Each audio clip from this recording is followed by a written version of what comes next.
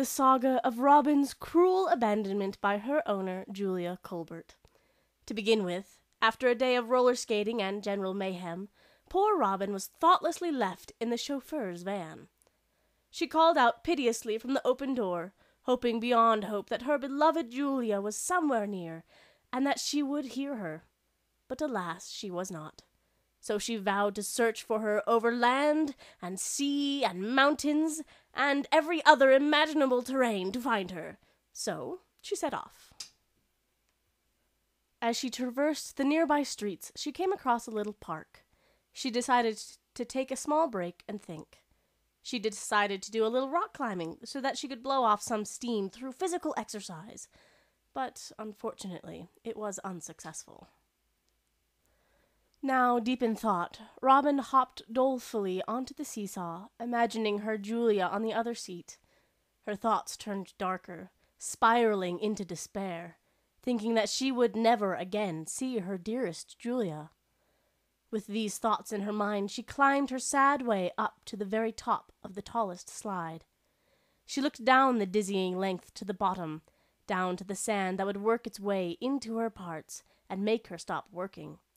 With a sudden push, she felt herself slipping over the top ledge and speeding down towards her doom.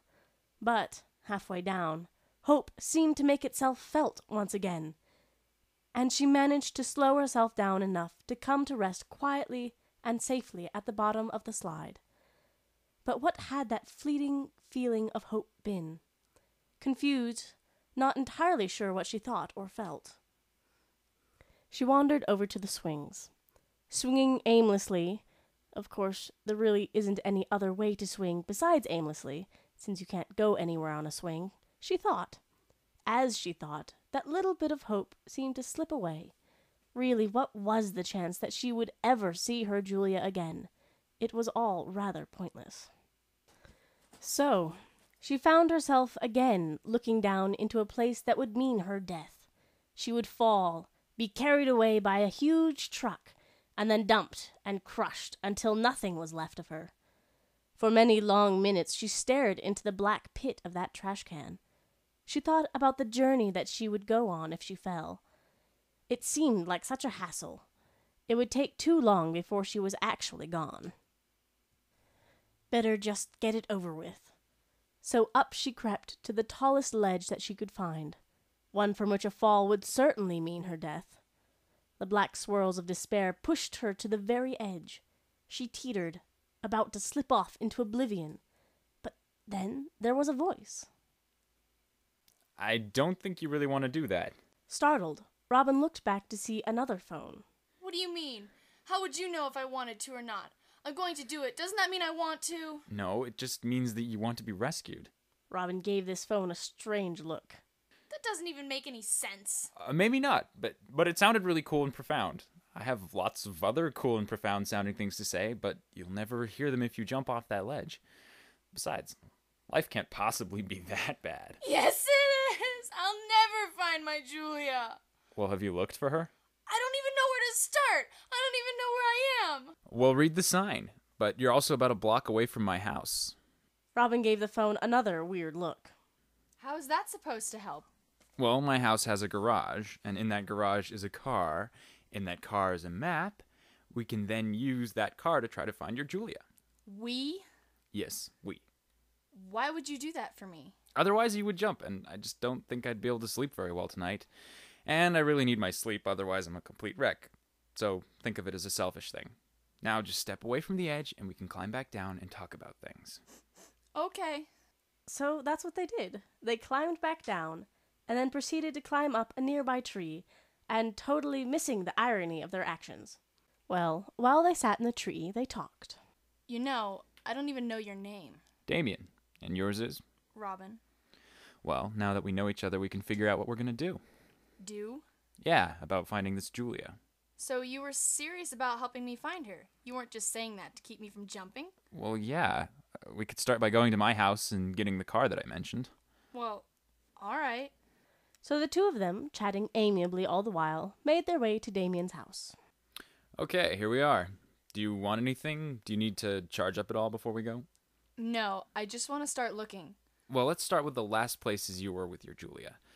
Maybe she's there looking for you. Oh, okay. The last places we went to were the Wild Boar and the Flower Gardens. Well, then let's go. So, into the car they went, Damien at the wheel. Now, don't think too hard about how he is able to drive. You'll just give yourself a headache. Here we are at the Wild Boar. Let's go inside and look around. And maybe, while we're here, we can get something to eat. We have to keep up our strength, you know. Robin protested weakly, but in the end she allowed Damien to buy them both a meal.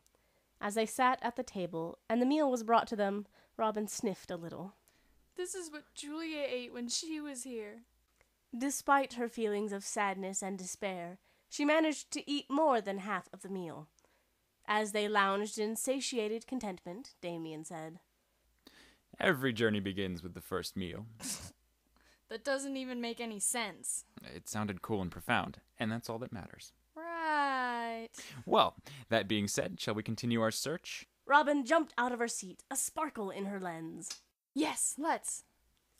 The next place on their list was the flower garden. So, off they skipped, and if they had had limbs, they probably would have been hand in hand, but since they don't, they weren't. They wandered in a somewhat aimless fashion, Robin trying to remember Julia's favorite flower, thinking that perhaps Julia would be there mourning the loss of her Robin, and watering the flowers with her tears. But, alas, she couldn't even find the flowers, let alone a mourning Julia. The two phones came to rest under the flowers named Discontinued, the name feeling an appropriate match to Robin's feelings. Now what are we supposed to do? I don't know where else to look. Don't despair. Hope is just around the corner, waiting to jump out and scare you. Ah! See? It found you. If I had arms, I would smack you. Well, it's probably a good thing you don't have arms then. Ah! There. Let's get you home. Julia! So Damien carried the weeping Robin back to the car and drove home as she continued to cry her wires out. Robin was able to pull herself together enough to make it into the house without assistance, and they had a bit of a discussion about possible courses of action. Part of the way through, Robin could no longer hold back the tears that were suffocating her, and, being the chivalrous phone that he is, Damien offered her a tissue. As she regained her composure, she clutched at the tissue as Damien revealed his most brilliant plan yet. The library! Hallelujah! The library? Hallelujah! The library! Hallelujah! And what would we do at the library? Hallelujah! Would you stop that? Anyway, what would we do at that place? Well, maybe we'll find something that will help us search.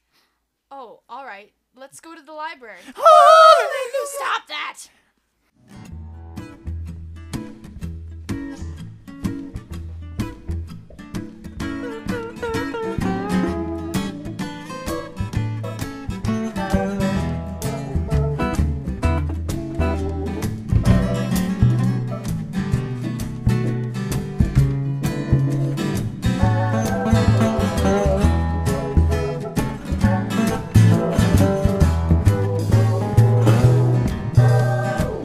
Danny, hey Dan, where you get them shoes?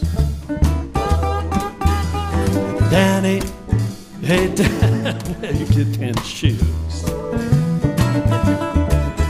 I've been looking up, I've been looking down, searching for a pair like that all over this town. It's Danny, where you get them shoes? Where you get your shoes?